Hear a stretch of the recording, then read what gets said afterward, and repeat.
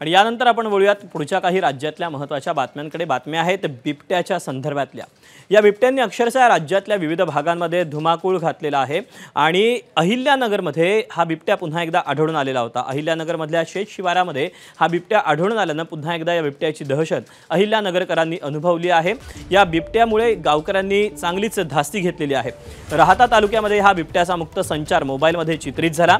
बिबट्याचा वावर वाढल्यानं ग्रामस्थ सध्या भीतीच्या वातावरणात जगतात। या परिसरात आणखी बिबटे असल्याचा दावाही ग्रामस्थांनी केला। त्यामुळे सध्या गावात फिरणाऱ्या बिबट्याला जेरबंद करावं अशी मागणी ग्रामस्थांनी केली आहे।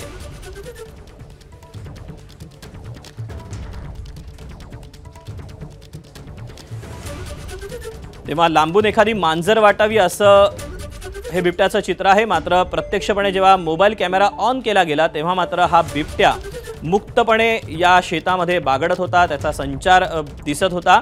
ऊसाचे या ठिकाणी शेत आहे आणि याच शेतांमध्ये सध्या बिबट्याचा हा वावर पाहायला मिळतोय।